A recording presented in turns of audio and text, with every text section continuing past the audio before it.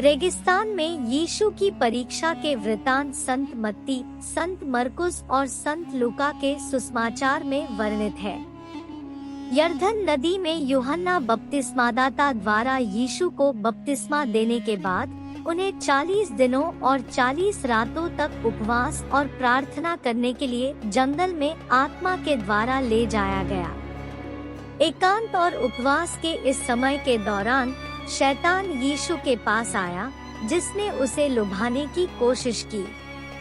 पहला प्रलोभन तब हुआ जब शैतान ने उपवास की लंबी अवधि के बाद उसकी भूख का फायदा उठाते हुए यीशु को बोला, यदि तू परमेश्वर का पुत्र है तो इन पत्थरों से कहो कि ये रोटियां बन जाएं। यीशु ने उत्तर दिया, शास्त्र में लिखा है, मनुष्य केवल रोटी से ही नहीं जीता बल्कि वह प्रत्येक उस शब्द से जीता है जो परमेश्वर के मुख से निकलता है। फिर शैतान उसे यरूशलेम के पवित्र नगर में ले गया। वहाँ मंदिर की सबसे ऊंची बुर्ज पर खड़ा करके उसने उससे कहा, यदि तू परमेश्वर का पुत्र है तो नीचे कूद, क्योंकि शास्त्र में लिखा है, वह तेरी देखभाल के लिए अपने दूतों को आज्ञा देगा और वे तुझे हाथों हाथ उठा लेंगे ताकि तेरे पैरों में कोई पत्थर तक न लगे। यीशु ने उत्तर दिया, किंतु शास्त्र यह भी कहता है, अपने प्रभु परमेश्वर को परीक्षा में मत डाल। फिर शैतान यीशु को एक बहुत ऊंचे पहाड़ पर ले गया और उसे संसार के सभी राज्य और उनका वैभव दिखाया।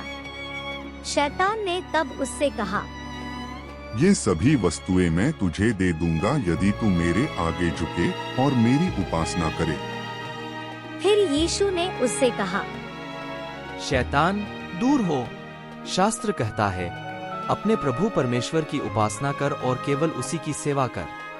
फिर शैतान उसे छोड़कर चला गया और स्वर्गदूत आकर उसकी देखभाल करने लगे।